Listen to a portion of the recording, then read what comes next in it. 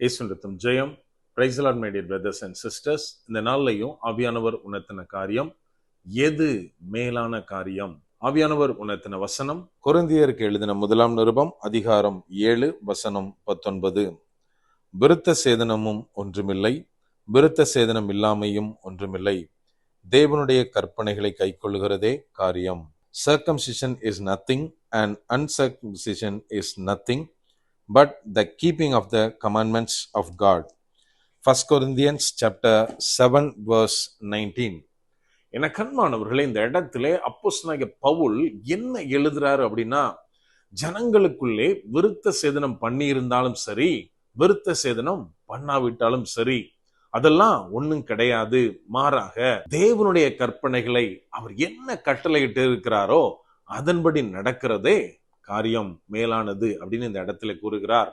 இன்றைக்கு தேவனுடைய பிள்ளைகளாக இருக்கிற நாம் எது மேலான காரியம் அப்படின்னு நினைச்சிட்டு இருக்கோம்? நம்ம கொஞ்சம் யோசிக்கணும். அதாவது இன்னைக்கு நம்ம கிறிஸ்தவர்கள் தேவனுடைய பிள்ளைகள் அப்படின்னு சொல்ற நாம அநேக காரியங்களை மேலானது அப்படின்னு நம்ம நினைச்சிட்டு இருக்கோம்.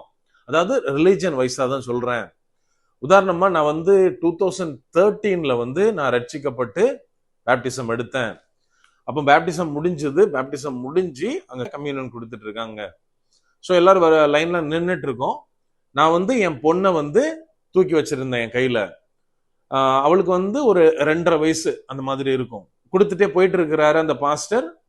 என்கிட்ட கொடுத்துட்டு எனக்கு நெக்ஸ்ட் இருக்க பர்சன்ட்ட அவர் கொடுத்துட்டு மூவ் பண்ண போனாரு. சடனா நின்று திரும்பி, அதாவது எனக்கு தரம்போச்சுல என் பொண்ணு கையை நீட்டினா அவர்கிட்ட. அவர் சிரிச்சுட்டே கடந்து போயிட்டாரு.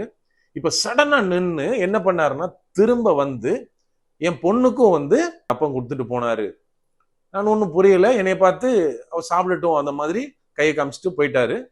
எல்லாம் சர்வீஸ்லாம் முடிஞ்சுது. முடிஞ்சு அவர்கிட்ட பேசிட்டு இருக்கும் போதுதான் தெரிஞ்சது, அவர் 10 வருஷத்துக்கு முன்னாடியே அரௌண்ட் 60 அந்த மாதிரி ஏஜ் குரூப். ஏன் ஏஜ் குரூப்பை மென்ஷன் பண்றேன் அப்படின்னா, இன்னைக்கு நிறைய போதகர்கள், நிறைய பாஸ்டர்ஸ் என்ன பண்றாங்க அப்படின்னா, சபையில சின்னவங்கல இருந்து பெரியவங்க வரைக்கும் எல்லாத்துக்கும் நற்கரணை கொடுக்குறாங்க, கம்யூனியன் கொடுக்குறாங்க. பட் அவரு அந்த பழக்கம் கிடையாது அவருக்கு. அவர் சொல்றாரு, என் பிள்ளைகளும் இங்கதான் வளர்ந்தாங்க, சபையில தான் வளர்ந்தாங்க, என் பேர பிள்ளைகளும் சபையில ஏஜ் குரூப்பை தாண்டி தான் இருக்காங்க. ஆனாலும் நான் யாருக்கும் எப்பவும் கொடுத்தது கிடையாது, எனக்கு அதுல உடன்பாடு கிடையாது.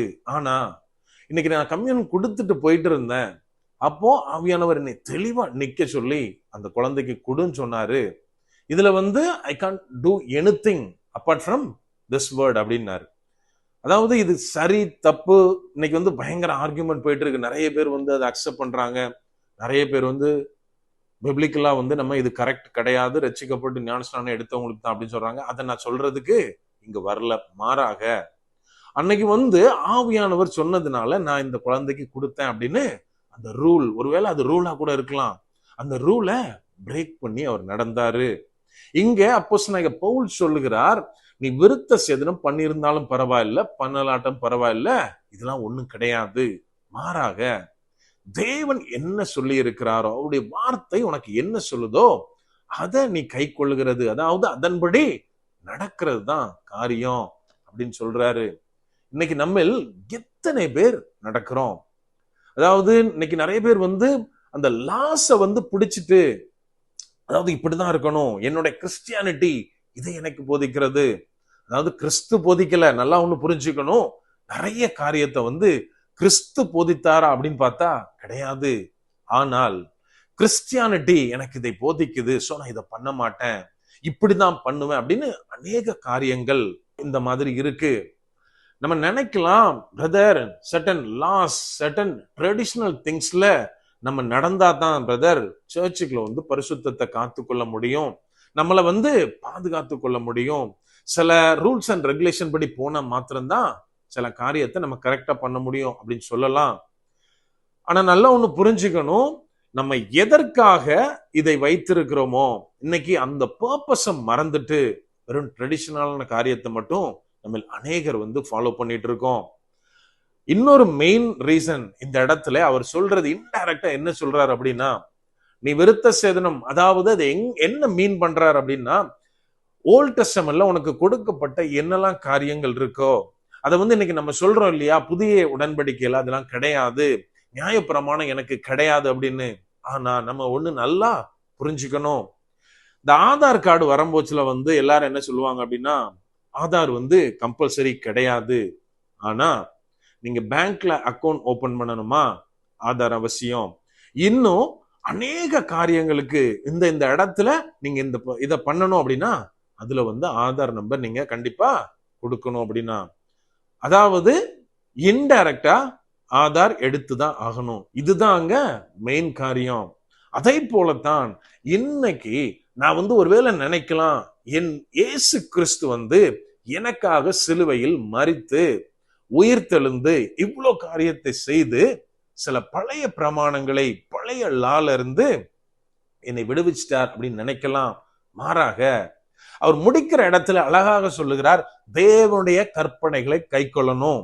இதுதான் காரியம். நாம் எப்போது அவருடைய வார்த்தையை விசுவாசித்து வார்த்தையின்படி நடக்க ஆரம்பிக்கிறோமோ, என் வாழ்க்கையில அந்த வார்த்தையை அப்ளை பண்ண ஆரம்பிக்கிறோமோ, அப்போ நான் என்ன பண்ணுவேன் அப்படின்னா, எல்லா காரியமும் முன்னாடி என்னெல்லாம் நம்ம வேண்டாம்னு நினைச்சோமோ அதெல்லாம் ஆட்டோமேட்டிக்கா நிறைவேற்றுகிறவர்களா இருப்போம்.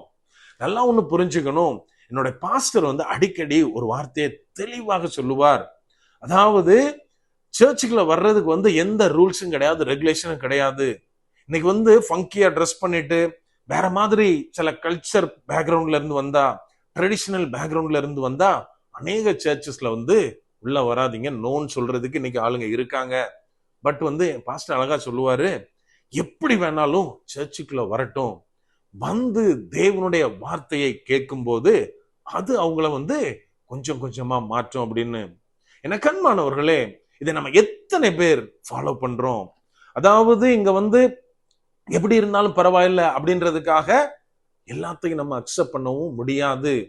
நல்லா ஒண்ணு புரிஞ்சுக்கணும், இயேசு கிறிஸ்துவுக்கும் சரி, இயேசு கிறிஸ்துடைய பிள்ளைகளாகிய நமக்கும் சரி, we can accept sinners but not sin.